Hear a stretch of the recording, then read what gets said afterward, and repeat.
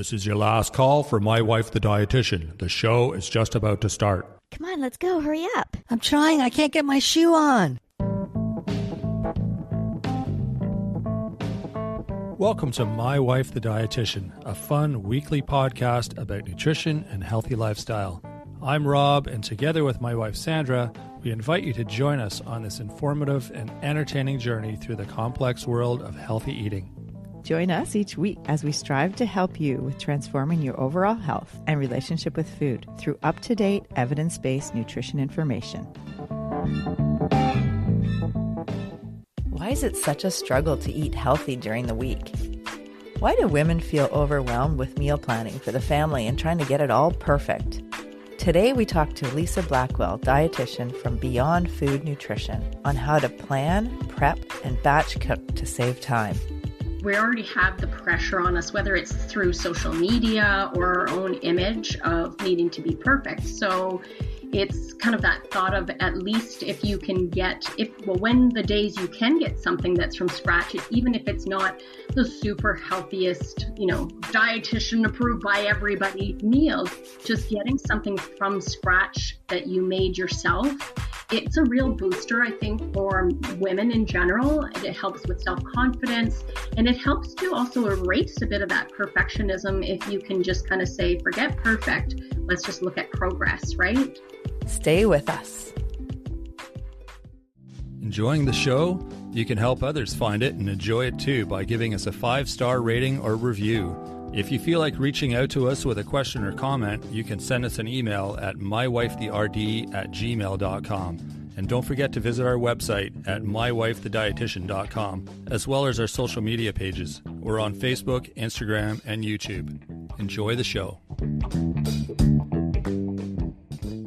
Welcome to My Wife the Dietitian. Hello, Sandra. Hey, Rob. How's it going? Good. How are you? I'm doing well. Good. Today we're interviewing Lisa Blackwell, dietitian from Beyond Food Nutrition. Mm-hmm. And she's a business partner of Sylvia Brennan, who we did an episode 129 on meal planning strategies for busy families. Exactly. Yeah. Good practical information, stuff we all use. And it's awesome hearing new tips about how to get things ready, how to make it through the day in one piece and feed yourself well and stay healthy. And yeah. And she talks about with this episode, it's really interesting because we banter a lot about different strategies, and then we talk about meal planning and reverse meal planning.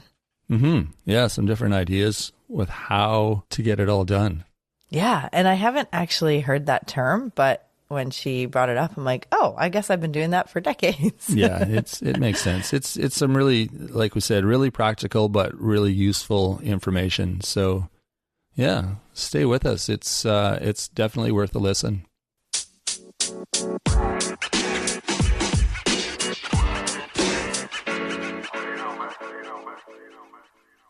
All right. We're here today with Lisa Blackwell, dietitian from Beyond Food Nutrition. And she's the business partner of Sylvia Brennan, dietitian, who did an episode 129 with us on meal plan strategies. And I'm so excited that Lisa's with us this morning. Lisa, could you give us a little bit of your bio and tell the listeners who you are and what your company's about and who you help and what's your mission and passion in life? Sure. Thanks, Sandra. Thanks for having me. And I guess I'll start out by saying that I'm not fresh off the press, so to speak. So I finished my schooling a while ago. This was a second career for me to go into dietitian. And what I quickly found was that as much as I love all the clinical components, I love the real getting to know the client and getting to know the people on the other side. And it really came down to, after a few years, even as an outpatient dietitian, I loved connecting with the people and wanting to know how I could help them when they went home, not in a hospital setting, not in an outpatient setting. So that's what kind of brought me to where I am now. And I've co-partnered with a fellow dietitian who's a good friend of mine as well, who has similar likes and wants to do the same thing. We want to really reach out there to not that we want to genderize this to be for women only, But that seems to be still the old traditional mindset of the woman is usually the one mainly in the kitchen. I know that's not the case with you guys, Rob. But no, not always. I have no complaints though. When Sandra wants to cook dinner, it's all good. Like, there's nothing better than coming home and somebody's made dinner, right? Absolutely. Yeah. So no, we share that task. So it's it's a win-win in our house. Yeah. So for Sylvia and I, we just thought, like, how can we help men and women in the home setting that have a busy life and would love to get a healthy meal on the table, but just don't have the time to do it? And what are people's struggles? So we're really trying to find out and focus and find focus on what is the niche that people are looking for. And it's a tough one because initially people's first response is always, I don't have time, I'm too busy. But we all know that with the internet world we have time to scroll for hours. So I really would love to challenge anybody on the time factor for a big chunk of it, although I do take into heart that time is limited and we need to focus on getting a schedule that does meal planning, meal prepping, and the whole package put together in a timely fashion that meets the individual's need. And that's the part we're working at right now. So finding out how we can help people on their front personally and what they're struggling with. Absolutely. And I think the time constraints is a big part of it, and the pressure to be perfect, like the pressure to make the, healthy meal for the family, to make sure you're getting all your macronutrients and all the, the nutrition that everyone in the family needs. And then you layer on the picky eating side of things, or special diets, or, just having that, the budgetary concerns and decision fatigue, like what to make today. And it's like, what's for dinner is an episode we did in the past, like, Mom, what's for dinner? Like at 4 p.m. when you're like, oh no, I got to think of this, got to put something on the table. So yeah, anyways, it's like, there's so many struggles, and it's hard in this day and age where time is a factor because people have, side hustle jobs and they're trying to make ends meet. And it's just really, it's chaotic at that time of day, like at dinner time when everyone's hungry after school or after work. And there's so many complicating factors. And I feel like in I work as a dietitian, I see this struggle with so many clients over and over and over again. So this is awesome that we have you here, because I think you have some really great ideas and strategies to help with these struggles. Well, and it's interesting you're saying that, because I thought of two things while you were speaking, Sandra. And one of them is that part of the overheading or the umbrella we think of when we're talking about this topic is the mental load. And it's the mental load as well as the physical load. So like you said, it's not just what's for dinner and I'm making food. It's like, what are we going to make? What's everybody's schedule? What's everybody's preferences? Food inventory, time management, grocery shopping. And the list goes on and on, never mind if we want to try to get somebody to share those responsibilities and tasks with us. So that's definitely something that stood out for me. And then the other piece too was we're looking at kind of all these little actions. And, when we think of just getting the meal on the table, the cooking part is actually not the hardest part, because it's coordinating the whole shebang, right? Right. I like the cooking part. It's the prep, like you said. Like for me, I'm happy to cook dinner if I know that we kind of have everything that we need in order to make a meal. But if you come into the kitchen and people are hungry and you're like, you open the fridge and there's, we haven't been shopping in a few days and there's not really that much to work with. That's when you're like, oh man, what are we going to do? Is it going to be like toast and eggs for dinner? Are we going to like open a can of something, or like the creativity kind of, which is all fine. Those are all good ideas. Toasted eggs and spinach, right? Yeah, but it's maybe not what I had sort of hoped to encounter. Well, and I think it's partly that whole thought of by the time you get home at the end of the day, you're ready to have your dinner and to go into another whole influx of decision fatigue, all these questions that have to be answered. It's like you feel like, I usually say to people, I sometimes feel like I'm the oracle and I have to answer all these questions. And it's just, you're tapped. You're just fully tapped from the day. Absolutely. Yeah. I know your kids are a little bit older. Did you get them, like, were they enjoying the kitchen experience? Like, did they like to get in the kitchen and cook? Did they kind of contribute meals for your family sometimes? 100%. They were Awesome. voluntold when they were really young. No, I'm just kidding. But they loved Just kidding. That's awesome. they loved to be in the kitchen, and they were in the kitchen from a young age. And I think, I mean, people decide what works easiest for yourself. But for me, they were just really keen to get in the kitchen if we were doing some baking. So that's how we started. And it could be just stirring a bowl with a spoon, and then it was adding in an ingredient. And I can say now, with them all being between the ages of like 26 to 31, and I've got 3, they all actually cook in the kitchen. And even our son right now, he's just blown us away. He's living on his own, but he's come back home and he'll make a meal and he'll offer to do stuff. And I know that sounds like, yeah, sure, thanks, Lisa. That doesn't happen for me, but I think it starts by them having a comfort level of being in the kitchen. And if that's not established from a younger age, it's not impossible. It's just that much harder. So sure, while we're running around and they're little, we're like, I don't have time. It's so much easier. I'll just do it myself, just get it done. But in reality, it's amazing time invested for the gain you get back as they get older. Absolutely. Oh, yeah. We agree with that 100%. Hey, Rob? Oh, for sure. Yeah. The more that they can get in there, the better for everyone, really. As well as especially them. It gains their independence at a young age. And obviously it helps, the family with tasks in the kitchen. And yeah, it's great for everyone. Well, and as you mentioned as well, Rob, once you get them back in the kitchen and they're helping out, I feel like they probably get a little bit more comfortable as well with tossing things together. I'll give you a quick example. When my kids were younger, they really liked the plain traditional shepherd's pie, your ground beef on the bottom, corn or cream corn, and mashed potatoes. Right. And so one of my children was going to be making that for dinner, and they had help from whoever else was at home, and I wasn't there. And, you just don't think of these little things, but they didn't know to drain the kernel corn. It was a can of kernel corn. So all the liquid went in as well. Oh, no. So you can... So you can imagine, but I couldn't do anything but laugh because I just thought, oh my God, see, when you're comfortable and used to being in the kitchen, I mean, that's a very silly kind of a comparable, but those are the common things that you just get to learn and figure out the more you're in there. And that's why I feel it's just so important to kind of get them in young, because you don't realize what we do instinctively that we don't even think to teach people, right? Totally. Oh, yeah. Yeah. And it's a confidence builder, right? It's like learning any skill. Like cooking is a skill. It's not like something that you're just born with knowing how to do. You have to see it and, see your parents doing it, like modeling it for you. And then, yeah, you just get in there and make mistakes. And I bet they'll never do that again. Yeah, like have the whole can of corn without. So funny. Well, that makes it nice and juicy.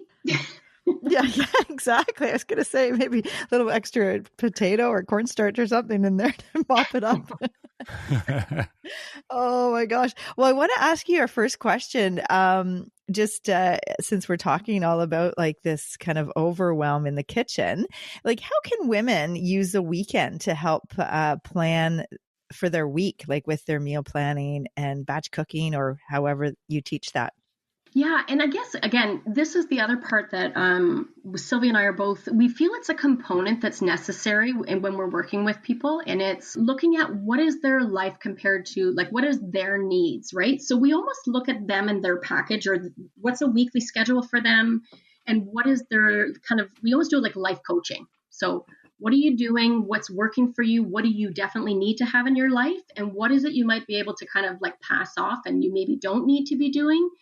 And have it replaced by something you're missing out in your life. So whether that's, visiting and hanging out with some more women friends, or whether it's doing a hobby or something that's important to you. And so again, are they working 5 days a week? Are they working 2 days a week? Are they working from home? So those are all the pieces we look at. But when we're looking at how that weekend can help, it's definitely a time where we can have more time blocked together. So it's a great time to help with the planning. So for us, if we're looking at kind of how to plan for the next week, we usually start with actually setting them up and helping and teaching them how to meal plan.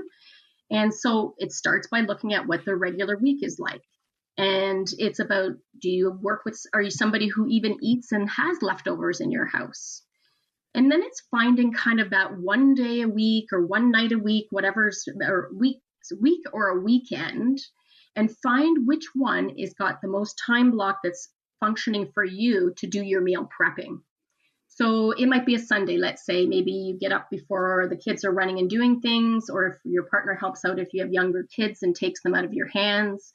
Or maybe you have a child that's old enough they can come and help you and they want to be in the kitchen helping and prepping with you, right? So all of that helps. It seems a lot of people find the meal prep to seem to take so long, but the truth is that every single one of them would also say they are so glad when the next week starts that they had things go so smoothly and they had something set up for even 3 to 4 nights a week when you've got a meal plan set up for you, allowing for those ebbs and flows that we have, right? So yeah, absolutely. And I feel like there's no like end result. Like it's not a destination, it's a journey. And it's like always like tweaking the weeks to see, okay, can this week, can I get into the kitchen for one day to batch cook a few things? Or, is there time? It's not like it's going to be perfect. And I think people think, okay, I got to find out how to do this and I got to be perfect with this. And I think it's a journey, and it's just,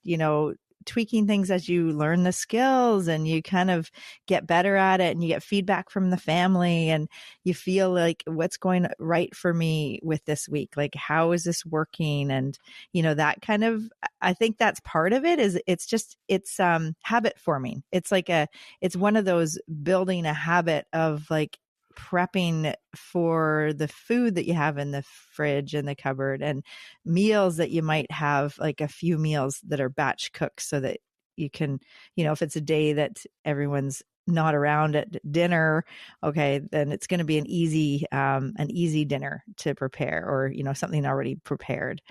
But yeah, I feel like it's hard for people because they want to be perfect, and there's a lot of pressure to do everything perfectly. And I think it's a bit of a journey.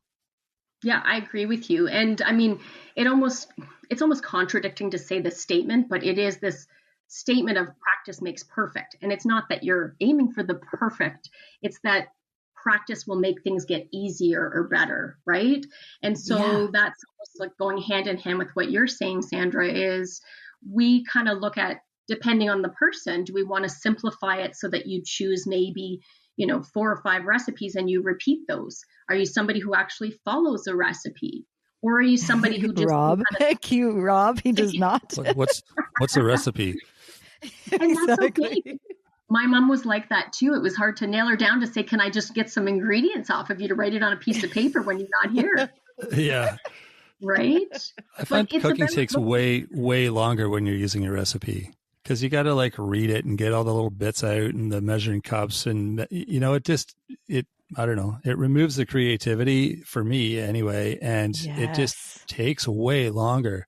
So I don't enjoy recipes personally. I could definitely see how you feel that way. And it's funny because even when we use recipes, what I usually like for myself is use some recipes as a basis for somebody who doesn't know what kind of things pair well together, maybe somebody who's not as familiar in the kitchen. And then the whole point is you get to the point where you don't need to refer to the recipe anymore. And now you can actually do what you said, be creative, play a bit, change an ingredient, substitute. And that's when it can be what we call fun in the kitchen, right? Instead of just work.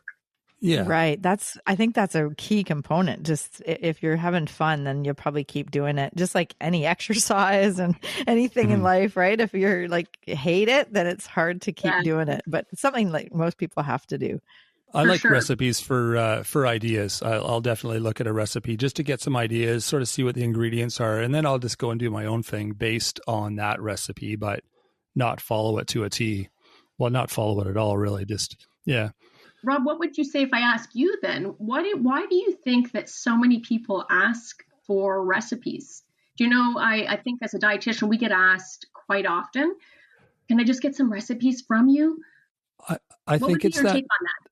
I think it's the fear. There's a fear as soon as you step in the kitchen. There's a fear of not knowing what to do, because there's such there's such a knowledge base out there around culinary skill and art, and they're afraid they're going to do it wrong. But I think for me, I just grew up going, whatever, I'm just going to eat whatever I want and cook it however I want. And I learned that that's okay. My parents were like that, or more my dad, I guess. So I came from a household where like we put peanut butter and crazy things together, and, you know, we sort of colored outside the lines, and a lot of people didn't. And so they're afraid they're going to do it wrong.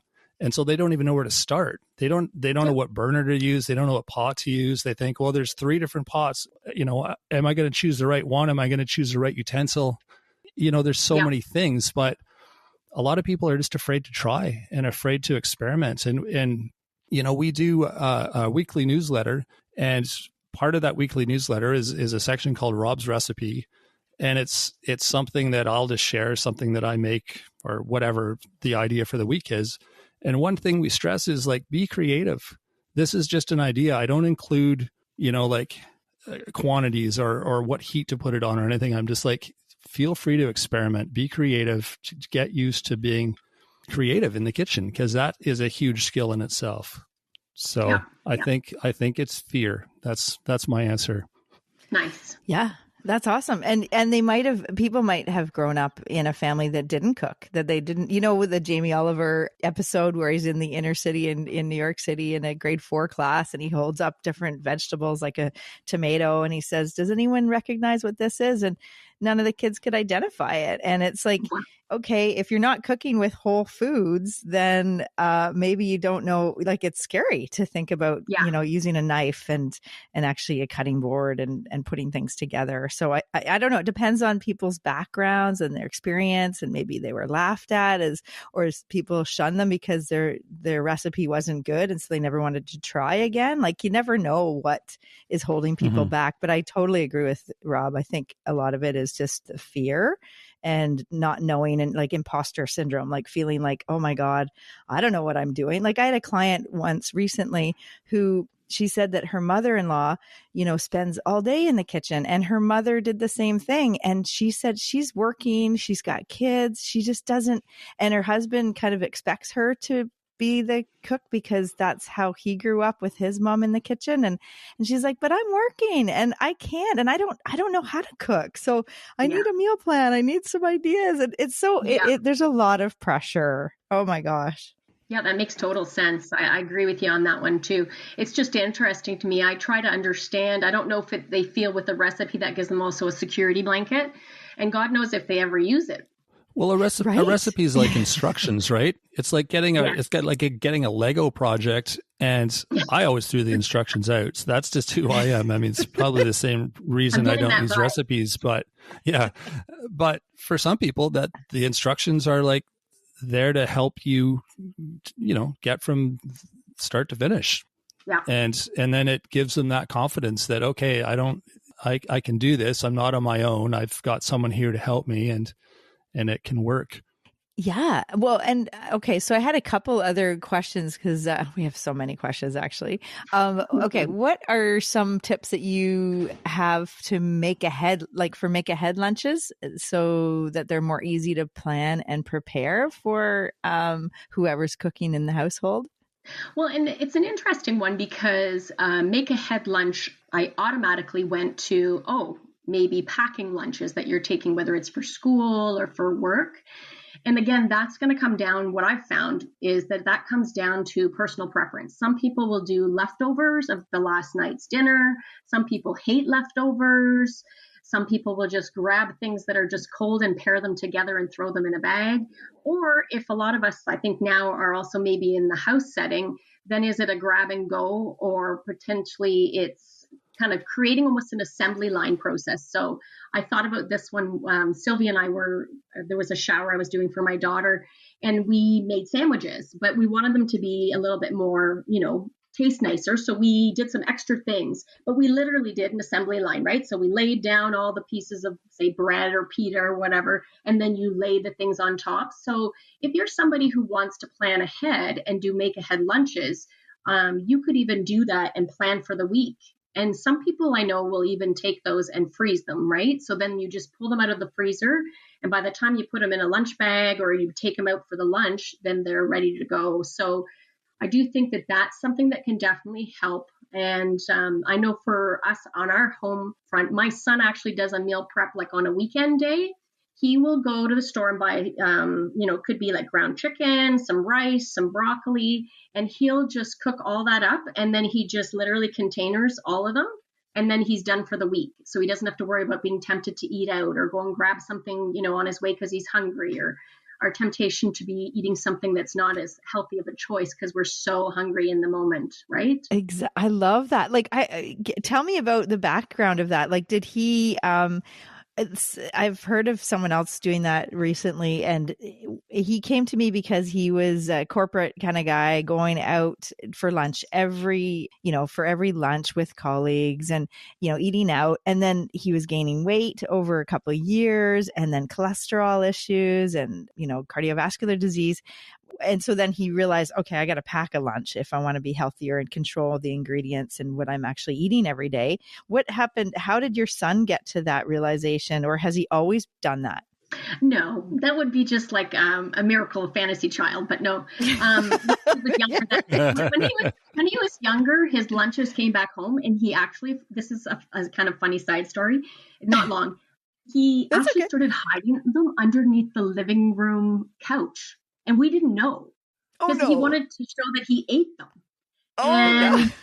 Anyway, so that was a glimpse into his childhood. But what brought him to this, and actually I found it was quite interesting. He was living on his own at the time and just found young 20-year-old, felt some weight was starting to get put on, was busy with work, had no money. We're trying to avoid food waste. We're trying to save money as we all are struggling with grocery prices right now.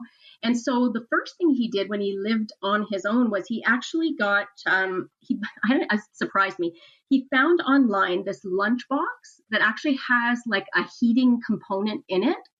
So he would pack his lunch and it would be able to set a timer on, and it would keep the top part cool, and then it would heat it up, and his lunch would be ready because he was on the road all the time. Oh, cool. He was doing vehicle photography, so he was busy, didn't have time to stop and eat, and was getting tired and financially draining to eat out all the time. So that was his first move. But then when he changed and was in another job where now he had access to a kitchen that had a microwave, he started doing this process where he now picks a protein, a starch, and a vegetable and just does, 4 or 5 containers for the week. Wow. Perfect. That's that lunchbox that you said. It sounds so interesting. I've never seen that. I know. It's perfect for people on the go, or like commuting, or traveling around for work. That's wow. It's like, yeah. Well, where there's a will, there's a way, they say, right? Totally. That's so true. Somebody out there's always trying to recreate or build something else that there's a need for too, right? Yeah, it's a great invention. I love that because, I usually offer, say, use a cooler or cooler bag, especially if you're like, on a road trip or something where you're like not able to get into the kitchen much. And yeah, that's great to like pack ahead like for the week and then just have it all ready to go. And he doesn't really have to think about it. So that's like one decision off the table. Like it's just there. Yeah, and I think it also comes back to that piece I was mentioning when we said Sylvia and I kind of talking to people about their almost like life coach side, which is, are you a morning person? Are you a night person? So even when you think about the meal planning, the meal preparation, find your window of opportunity when you're at your sharpest or you're at your best to do the prepping part. If you're a night hawk, don't wake up first thing in the morning and try to make yourself in zombie mode, put together your food, right? So try to make the time of the day work that's in your favor, that you're at your most prime. Yeah, I love that. Yeah, because it does take some mental energy and some, like as Rob said, creativity if you can to make it fun. And you want to do it when you're alert and have energy and some, like you said, in the morning on a Sunday for some people, or maybe it's, afternoon, or when you're cooking your dinner, you make extra for leftovers, depending on if the family likes leftovers. So you're right. It's very individual. Yeah, and especially like you said, if there's a recipe that, which is, as you know as well, sometimes getting consensus on what you're making for dinner can be a bit of a trial and tribulation. So if you do have a recipe you know that everybody likes, whether it's one you're tossing together or whether it's one you're finding and following, then doing double the batch sometimes, especially if you pick ones that are easy to freeze or freeze well, that can really be a lifesaver on those days where you're just floored and you just want your emergency meal because you don't want to go out and eat, right? Yeah, exactly. Especially, if that's something that you're trying to move away from, because I think for many people that the default is like DoorDash or like the drive-through or go out to eat, but it's getting more expensive. And, buying food and having good quality ingredients at home to actually make food from scratch and make, the meals from scratch is really, it ends up as you mentioned, to reduce food waste and helps with the quality of the meal, like the nutrition is, we know that if people are cooking at home, they're going to get more vegetables and fruits and whole grains in their diet and less of the saturated fats. Like we know that with research and surveys. So it's beneficial to buy those healthy foods and have them in your kitchen to make, somehow find a time in the week to prioritize that meal planning and batch cooking or meal prepping. Yeah, and like you mentioned, we already have the pressure on us, whether it's through social media or our own image of needing to be perfect. So it's kind of that thought of at least if you can get, when the days you can get something that's from scratch, even if it's not the super healthiest, dietitian approved by everybody meal, just getting something from scratch that you made yourself, it's a real booster, I think, for women in general. It helps with self-confidence, and it helps to also erase a bit of that perfectionism if you can just kind of say, forget perfect, let's just look at progress, right? Mm-hmm. Yep. I got a question for you. What's the biggest challenge you've had, or like with clients, I guess, in terms of structuring something, a plan for them? Is there anything that sort of stands out to you as being like really challenging to sort of accommodate their needs and that sort of thing? Yeah, I'm trying to see if I can narrow it down to one because I kind of feel like everybody's their own unicorn, to be honest. It depends That's on what I what's thought. going on. Yeah. Yeah, it's a really tough one. And that's actually part of why it's so tough to roll out, let's say, one program, because it's not a one fits all, one size fits all, right? Because somebody has, also a parent they're taking care of. Somebody has 2 kids, somebody has no kids, somebody's an empty nester, somebody's a widow. And it does make it really tricky. So tricky, but interestingly, that's my background, Rob. I actually took interior design before getting into nutrition. I wondered. They're not at all the same, right? But I'm going to beg to differ. They are in a way in terms of problem solving, and thinking outside the box and being creative. So I think as far as finding a solution to things, they're very similar. Exactly. That's very insightful on your part. So well, thank you. That's my background. There you go. Being insightful. Well, I'm a people person. I've got a sociology degree, so I'm kind of that's my thing. Nice. But yeah, it is like we could sit here and label it to be that most people are a certain way, but I think the biggest consistency I see, Rob, to be honest, is I feel people find a word, a term, a label, and they put it on themselves, and that's what they own. And I think if that's where we came back to sometimes people want something and they don't really realize what they need. They can potentially talk about their pain points. And that's where, like, for me, I love that because I'm like, give me all your symptoms, give me the things that are working for you. Give me the things that are your struggles and barriers, and tell me what you like or what you wish you had that isn't working in your life right now. Right. Yeah, well, that's a good way to approach it. Makes sense. And I think that's where the importance is, like whether you're doing an in-person one-on-one, whether you're doing a group teaching, it's important to have some form of social support or a community setting where you can then ask a component that's maybe more personalized or individualized versus what we kind of would suggest for the general public, right? Mm-hmm. Yeah, no, that makes sense. And I like asking their pitfalls because most people know, they've already identified, I find that I don't plan ahead, and then I'm at odds with myself, like right around dinner time, and everyone's asking and the pressure builds about what to eat, and I just haven't planned anything. So, like, it's good to ask that question, and people usually know their own challenges and know their own struggles that they're working through. And then that's where it sounds like you and Sylvie can help with goals and like helping to action plan to help their specific issue.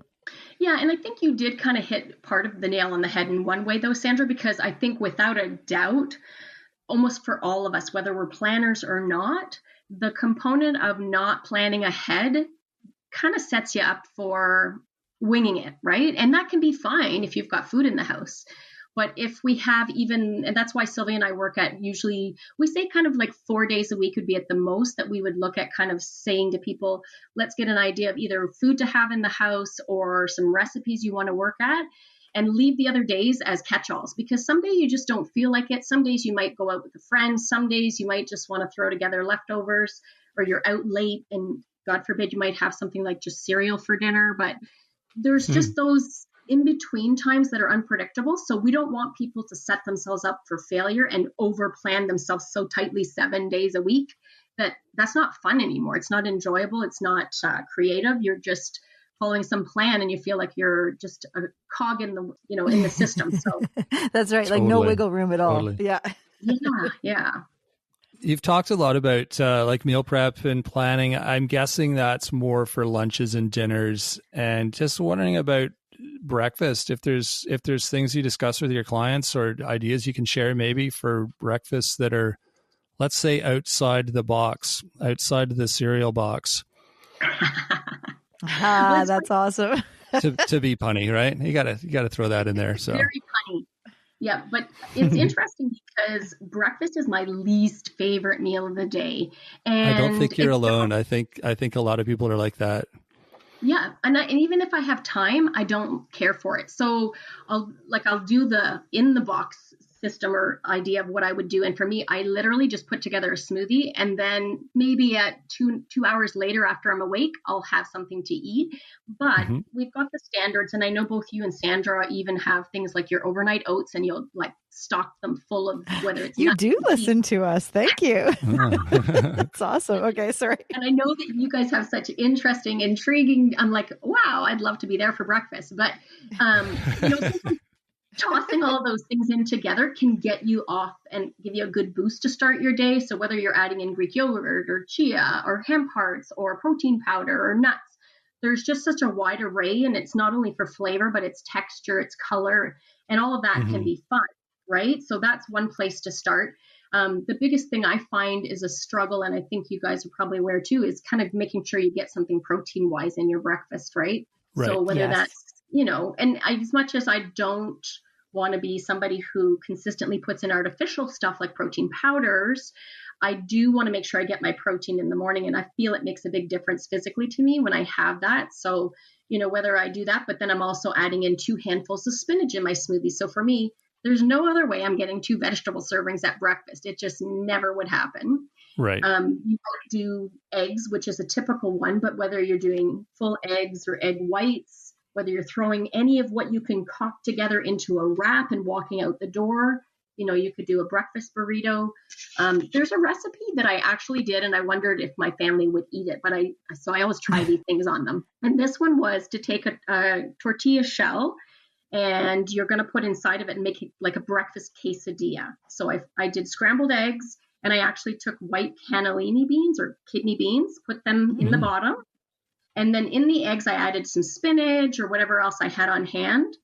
And then so you add into your open tortilla, you on half of it, you put in your kidney beans, you put in your eggs, and then you can top it off whether you want cheese or different vegetables. And then you top it with another tortilla and just lightly pan fry it. And then you cut it into wedges, and those are like little pizza slices. Nice. And so the interesting that's part, awesome. When you do it, you can again batch it. So make a couple of them at the same time. I think I had 4 large tortillas done. I put them right back in the same bag that the tortillas came in, the wraps. And then I cooked 2 of them and I froze 2 of them.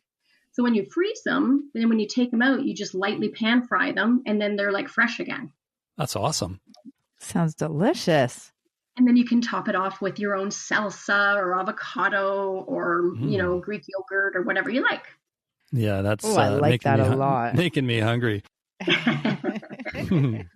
And that would be good dinner also, or lunch. It doesn't have to be breakfast, right?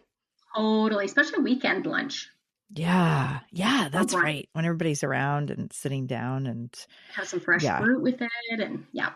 Oh wow, would you say that would be the recipe you might share for a potluck meal? Like if you're going to a family gathering, and we ask all our guests about that, like if they're going to a potluck, what would you bring? So if it was like a brunch, I would definitely think that's an option, especially if you're busy the week ahead. You could even have those made up and then literally you're just pan frying them wherever you go. So that's an easy one. But when it comes to like if it was a potluck, because I know you guys asked this question, it's so interesting. I thought, well, I need to pick something. And then I said to myself, well, you know what? I'm just going to say it like I am, which is it would never be the same thing. I love it. That's awesome. It would depend on the time of year. It would depend on the type of party I'm going to, who's there, are there kids, adults, food lovers, vegans, food intolerances, or what do I have that's an ingredient in the house that I want to get rid of? So, but I'll leave you with the one that, or I'll mention to you the one that was my kind of go-to if I had to pick one just for this month, I suppose. And that's one called a spiced Indian flatbread. And you take a naan bread and you just lightly coat it with some olive oil, toast it in the oven. And then while that's happening, you've got onions in the frying pan with turmeric. I think there might be some cumin in there, maybe a bit of garlic, not too sure. Whatever you've got, right, Rob? We can make it our own. Absolutely. Yeah. But when you add the yellow in, so you've now, with the turmeric, you've now made it kind of a yellow base. So you put that on the bottom of the pita. And then you top it off with sliced tomatoes and then crumbled goat cheese and fresh chopped mint. So you've got yellow on the bottom, red, and then green. And then the white of the goat cheese. It looks beautiful and it tastes super delicious. And you can add and take away and make it your own. Wow. And do you cut it into little squares or? Yeah. You cut it up, I guess. Yeah, I usually just cut them up into wedges as well. And you take them almost like a pizza slice. And you can add a little bit of heat in there too, right? So you could add some little red pepper flakes or whatever just to give it a little zip. Nice. Ooh, I love that. The naan bread, olive oil with some onion made with turmeric and cumin and garlic, possibly, or other spices, and maybe some red pepper flakes, and then had on top of that almost like a lasagna style like layer, right? And you could put the tomato and you could do the whole tomato slices, or you could decide to just do like half grape tomatoes, like make it your own, right? Or sun-dried tomatoes, or would that be bruschetta almost? Hey, it's like a bruschetta kind of. Yeah, because of the cumin in it, I wouldn't pair it like a bruschetta, like as in with the, Italian kind of like flavorings. Right. But I would definitely say any type of tomato is fine. And then adding the mint in there, right? So it almost gives that little bit of, what would that be even more on the Turkish side? I don't know. I'm not very good with it. But it's like a Greek Turkish kind of. Yeah, I just mean the bruschetta in terms of how it's layered and how it's made, just like the little cracker with cool stuff on it. Could you put like a feta instead of goat cheese? Well, I'm sure Rob would tell you this. You can do anything you'd like.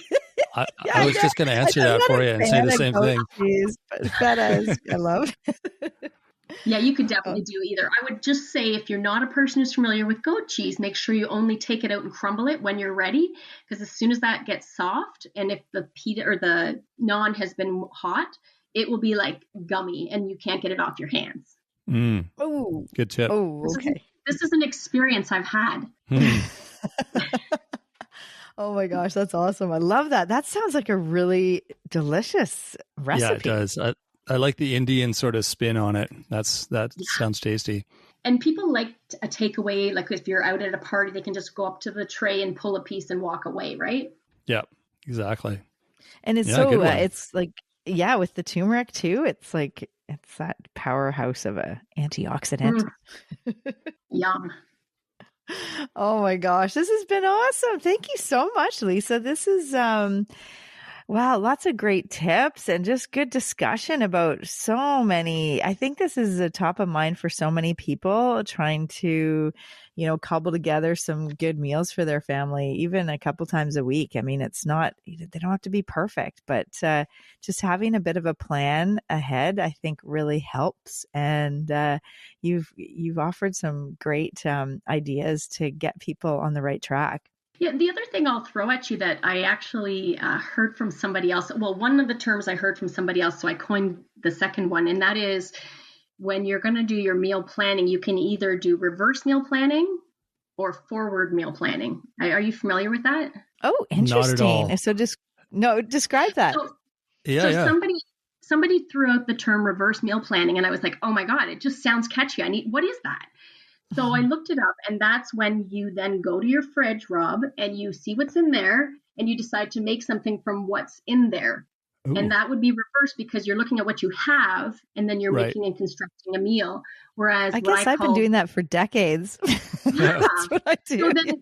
Exactly. So then the opposite of that would be somebody who's like, I don't even know what's in the house. Just give me the recipe. They take the recipe and they go get the groceries based off the recipe. So that's kind of forward meal planning. You don't really kind of assess. You might choose a recipe based off of something in the house, but you're kind of follow the recipe, get groceries based off of the recipe.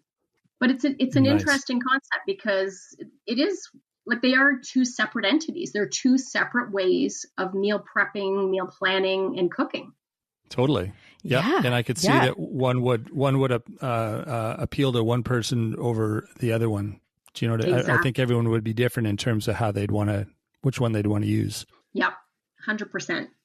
One quick question for you too. I meant to ask this before, but when you're discussing meal planning with people, are you making like full meals like that are just ready to go? Or are you just making like the components that they would then sort of put together? Like say like you make rice and you'd make chicken, or do you know what I mean? And then you'd sort of have all the components and you could throw them together when you need them, or are you making like a full meal, or both?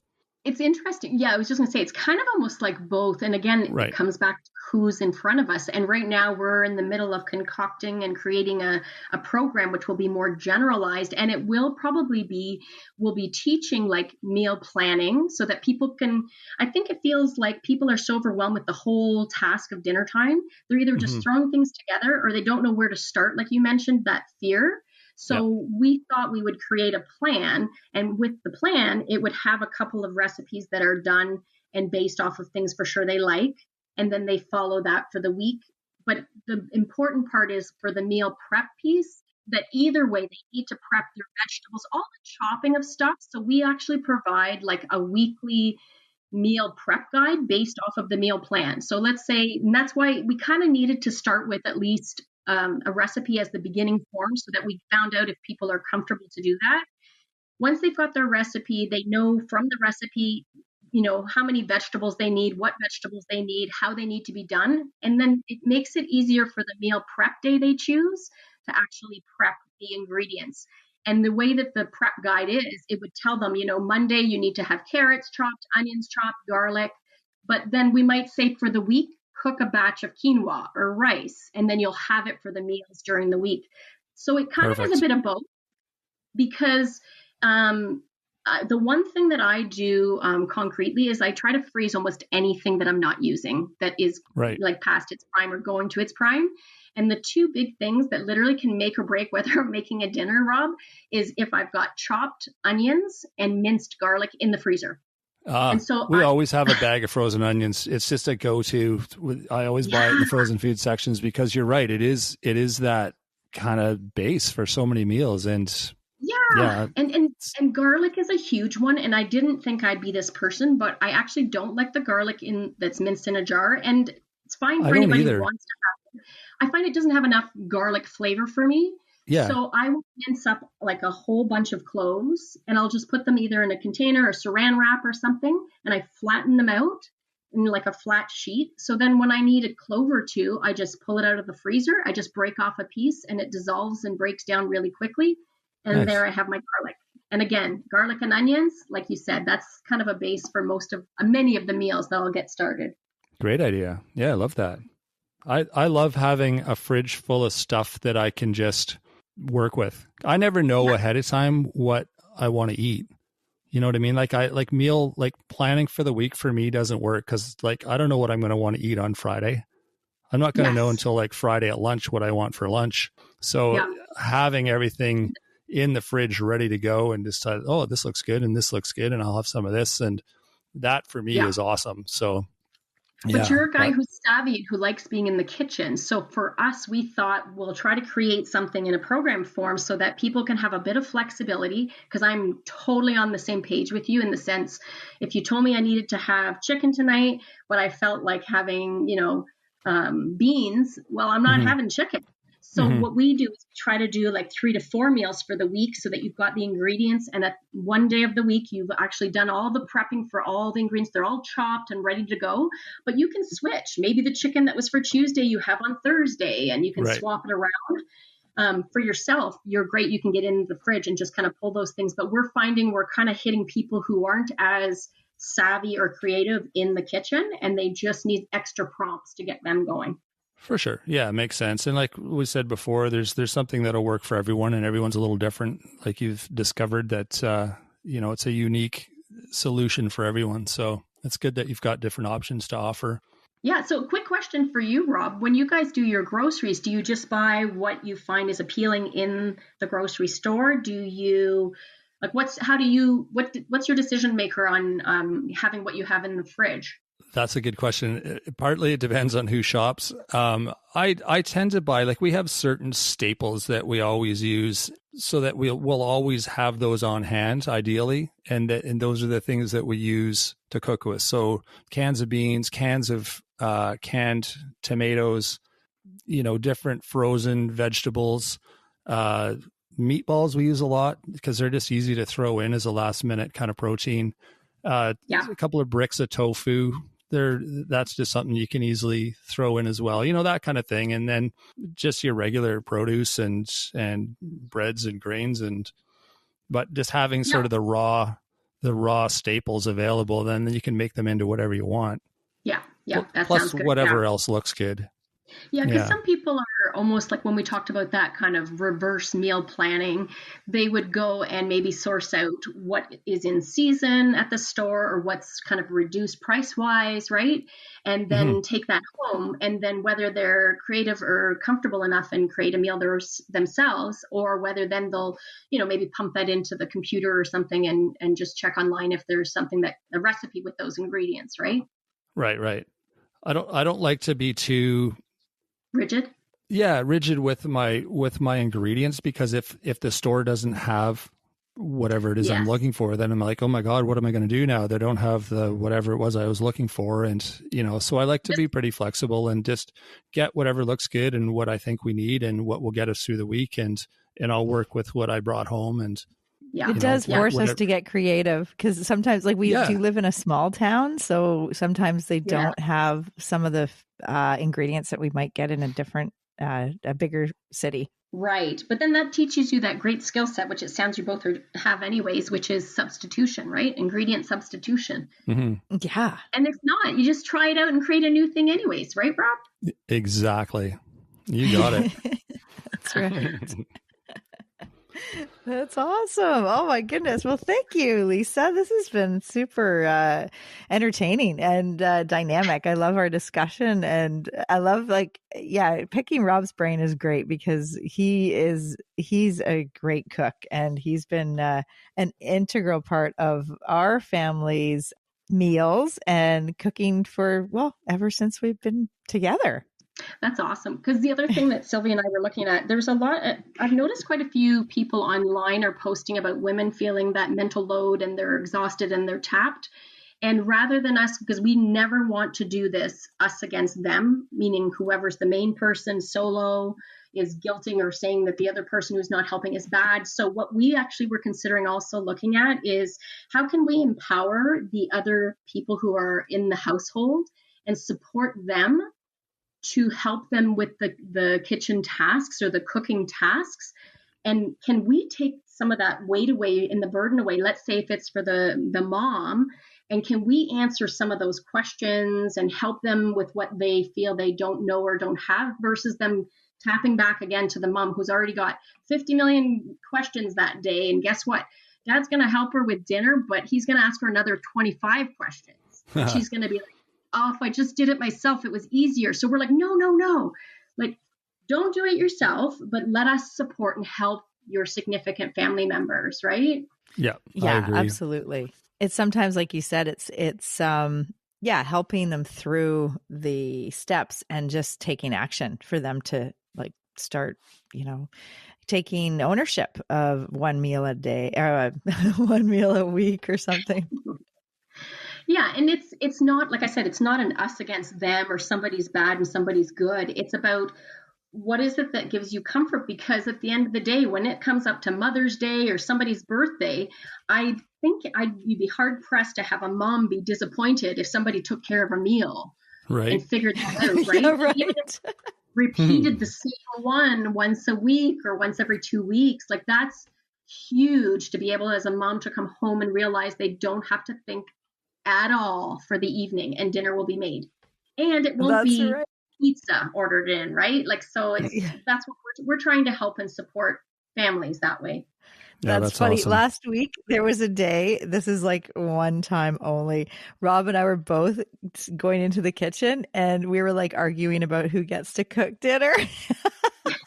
It never happens, but it was, and I was like, well, we got to use the cabbage. And there were certain ingredients that Rob doesn't usually use that are in the fridge, like the beets and the cabbage and, those kind of things where he really wanted to make pasta. And so I think I won, right? I think you did. Yeah. Yeah. And then you made the meal that you wanted the next day. So, but that was like, I was like, this is interesting. This doesn't usually happen where like people are like, no, I get to make food. I get to make the meal. Yeah, I think I'd be hard pressed to find a lot of people in the same situation. That's right.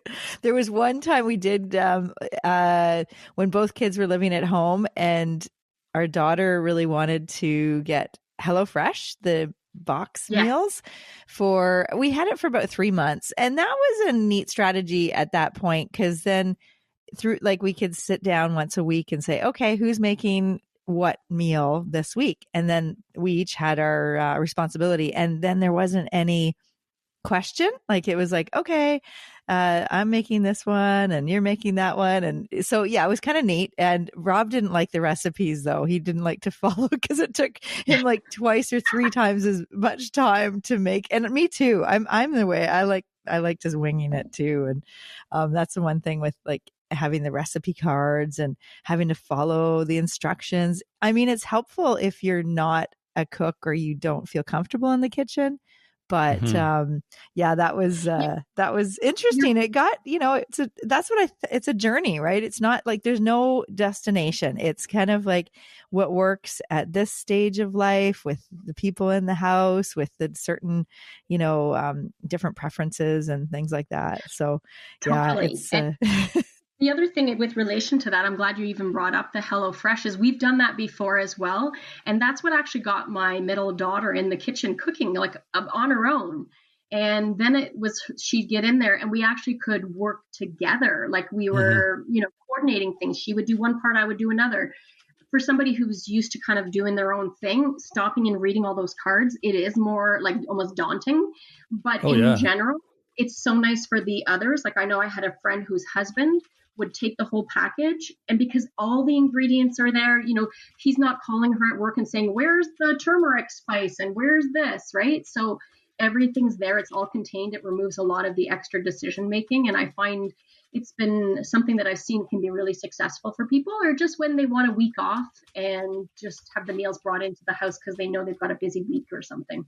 I think those would work really well if you had someone helping you, because the frustrating part for me was stopping. Like you put something on that you got to leave it on for 30 seconds. And in the meantime, you got to like open 6 little packets and pour them into a thing. And that takes like 5 minutes. I'm like, well, how am I supposed to be there and here doing this at the same time? And, it was just really hectic and not, it didn't flow very well, I found. But if you had an assistant, that would be it would work well. And the meals were great. The quantities were good, and they were always really tasty. So I enjoyed them. It was just, a bit frustrating, the cooking part. Yeah, and the other thing that I thought was actually that I even gained from using them was I tried out some foods that I would never have tried on my own because I wouldn't have known whatever the ingredient was. Mm-hmm. And then I found a new food love. So, those are kind of extra benefits you don't think of that could be, helpful even for kids to try a different food that's in the package versus if mom just did it. Exactly. You got it. Right on, Lisa. Well, where can people find more information about you? You guys are online, I'm sure, with your business and your Instagram, Facebook, website. Yes. Yes. We're on both Instagram and Facebook, and we're just in the middle of, we've got a website up. It's not searchable, but it's under www.beyondfoodnutrition, all lowercase, all in one word.com. Perfect. So easy to find, and we're just getting that up and running. So there's some segments that are under construction, but we're getting that going, and it's exciting times. Perfect. Is that the ideal place for people to reach out to you, or do you, where do you do your business mostly? Well, right now we're mostly online, to be honest. We're doing some other sourcing locally, but we don't have like an office setting or, like a building that we're working out of, so to speak. So online's the best way. And probably even on the website, there's a contact us tab. So that would probably be the easiest. But we're also on Instagram as well quite a bit. So. Okay. We'll just add everything on the show notes so people can track you down and learn more about you guys. And it sounds like you're doing great things. Perfect. And I appreciate you having us on to have this chat. It's been very entertaining, but also I've loved discussing, some of the trials and tribulations people are having. And hopefully there's some information that was provided aside from the meals and stuff that people can take away and use that in application even after today. Absolutely. Yeah, no, that's great. Yeah. And we'll have in the show notes, your website and Instagram handle and places where people can reach you. Perfect. Thank you. Awesome. Well, thanks again for joining us, Lisa. We'll let you know when it's out, and some great ideas that you shared with us. So we appreciate you joining us today. Thanks for having me on. Great to meet you both. You too. As well. Thanks, Lisa. Well, that was fun. Sure was. Lisa has so many great ideas and tips. I think we could have talked to her for another hour. Yeah, lots of good stories. Love when we have people who like to share all sorts of crazy things. It's it's fun to hear. Yeah, absolutely. And we did reference the episode that we did with her partner, Sylvia Brennan, her business partner, episode 129 on meal strategies for busy families. Yeah. Good stuff to know. I mean, it's good practical information. Yeah, absolutely. I feel like a lot of people feel overwhelmed when it comes to making meals for the family, especially over during the week and just trying to get healthy food on the table. Oh, for sure. Yeah. Yeah, it's something we all have to do. So having a few tips isn't going to hurt. Well, again, thanks to Lisa for coming on, and we hope the listeners will love this episode. Yeah, and check out her website. Sounds like it's sort of up and running, so give it a look, and I'm sure there's lots more tips there or on their social media pages. It's Beyond Food Nutrition. Yeah, and we'll put those links in the show notes as well. So thanks for joining us today. You can check out our website as well. It's mywifethedietitian.com. Feel free to send us an email if you have questions or ideas for the show. Love hearing from listeners. You can also sign up for our newsletter while you're on the website. There's a sign up button for that. It's free to join. There's lots of great information that comes out weekly in that newsletter. You can find us on social media as well. We're on Facebook, Instagram, and YouTube. And don't forget to rate and review the show as well. That's super helpful, as well as sharing with your friends and family. We appreciate all of those things. So that is it for today. We will be back on Wednesday with Nutrition Nuggets. So until then, have a great week, everyone. Thanks for joining us today on My Wife the Dietitian. If you like what you heard, don't be shy. Leave us a comment or review, and be sure to share our podcast with your friends. If you'd like to hear more, hit that subscribe button. You can also follow us on our social media pages for updates, episode trailers, and other odds and ends. For more info and links on what we discussed on today's episode, check the show notes. We'll be back next week with another informative and fun-filled episode.